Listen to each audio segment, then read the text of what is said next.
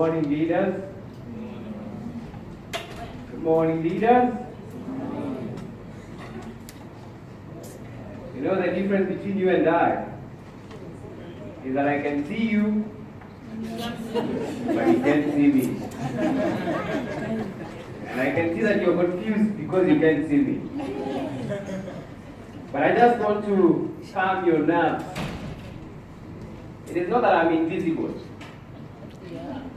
At least I do not have that much melanin to be invisible. I survived the January sun just fine. And my invisibility has nothing to do with artificial intelligence. You know, with the advent of Samantha, anything is a possibility.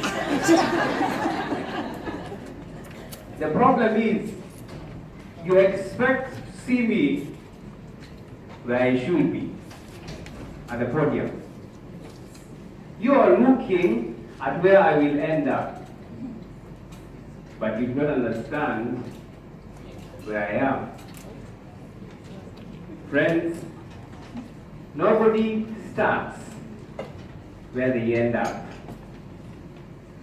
In between where you start and where you end up, there's always a journey.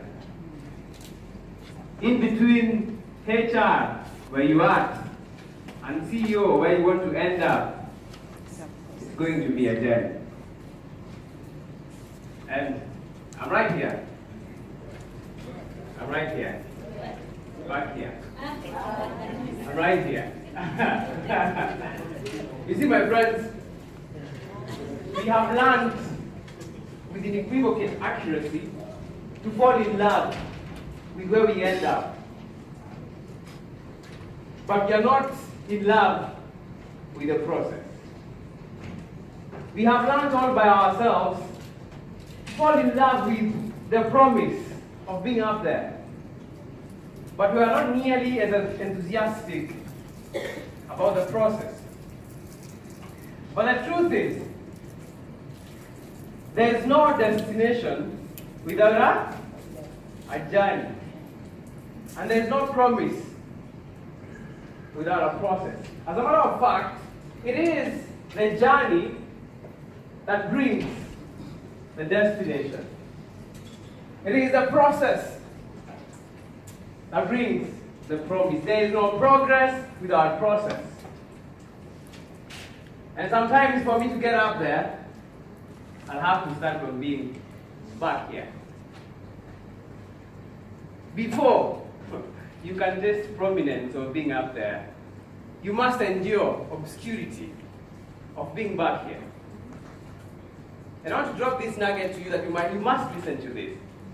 If you cannot handle obscurity with grace, you will never handle prominence with decorum. And because I like dropping nuggets, I'll tell you something else. Before you are an incumbent, be comfortable being an insurgent.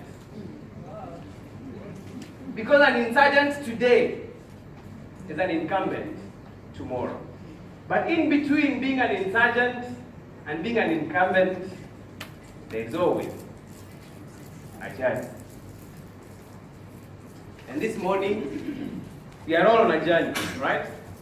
And sometimes, you might have to start from way back here. But you have a vision of getting up there. And sometimes you don't see the steps that you need to take to get up there. It's the amazing thing about God. He shows you a vision of what you will be. But seldom ever shows you the steps that you need to take to get there. But if you can survive the uncertainty, if you can survive the doubts, if you can survive the questions, if you can survive the confusion of not being where you used to be, but not being where you should be, if you can survive living in the land of in-between, where you neither enjoy the comfort of being way back there, nor the benefits of being way up there, greatness awaits. I have learned in life that things that come too fast are dangerous. True or true? Things that come too fast are dangerous. I have learned to be wary, not rarely, of people who promise to take me up there too fast. And I have learned it is the things that you discover and pick up along the way while you're on the journey that give you the character and the capacity to deal with the demons and the dynamics of when you get up there. And sometimes what you become while you're waiting is more important than what you're waiting for. But I knew you were expected to see me up there, and I don't intend to disappoint you. I want to get up there. As a matter of fact, I desire and I believe I can get up there.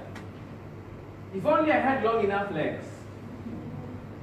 I'll take one giant stride and I'll get up there. But my friends, giant steps will kill you. But thank God for small steps. Small steps taken every day. Small steps taken consistently. It will get you up there. Even Rome was not built in one giant stride. It was built step by step, day by day, brick upon brick. And if you try to take your journey to the CEO by a mile, it will be a trial. If you try to take it by a yard, it will be hard. But inch by inch, what did I say? Inch by inch. Inch by inch. Anything is a cinch. When you see a man on top of the mountain, he did not fall there. It took something for him to be up there. If I was speaking to an American audience, at the point where they would have given at best a standing ovation and at worst an applause. But it's all right, I understand. It's an African audience. And in Africa, we do not have external expressions for our internal feelings. Except in Europe. So I will let you get away with that. Good morning, ladies and gentlemen. How are you? You know, I have been to so many of these IHRM forums, and you are usually the best audience. You are enthusiastic, you get things very fast. But I don't know what's happening today. You look a bit depressed. Who depressed you? Who depressed you? Or you are in a rush to go home? Yes. Now, I'll not keep you here for too long. I'm here to just have a conversation about the process. Respect the process, the principles of the process. And I might just mention, I'm not here to give you advice. I don't give advice. I have conversations. Do you know why? Because Socrates was a wise Greek philosopher who went around giving people advice. They poisoned him. So for my own sake, I'm not here to give you advice. I'm here to have a conversation. And all I ask of you is stand in and on this conversation. And if you get something that you can pick and apply in the context of your own journey, by all means, use it. But if there is nothing, discard it. Is that fair enough? Is that fair enough? Yes. Okay, that was not a rhetorical question. Is that fair enough? Yes. All right. Now, I want to share with you an experience. A friend of mine had a sick mother in hospital. And she underwent a surgery. And she was admitted. And they were given a nurse to take care of the mother. Now this nurse wasn't exactly professional. She was not empathetic. She was not sympathetic. She was not doing a good job. And my friend comes from a highly confrontational family. They are not the type who, if you step on their toes, that they go and pray for you behind closed doors. No. They will make you know with no uncertain terms exactly where they stand on that matter. And therefore, a confrontation ensued between my friend and the nurse.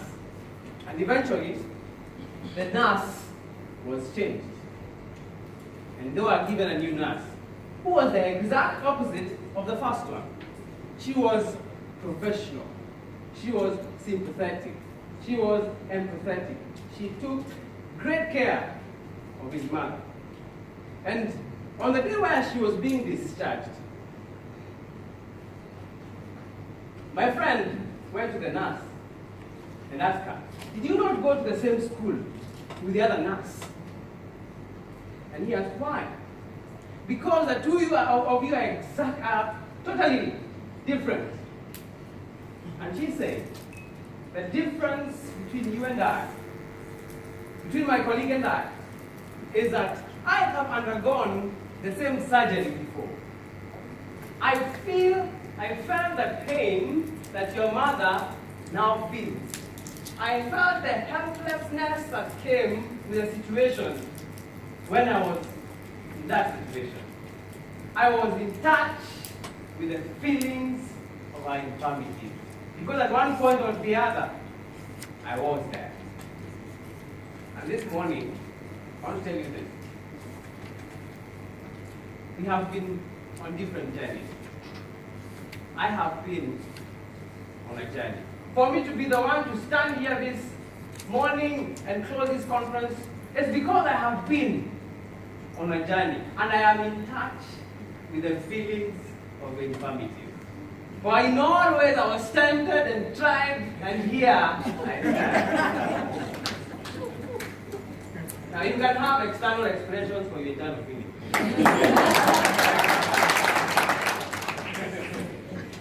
Good, and we are here to talk about the process.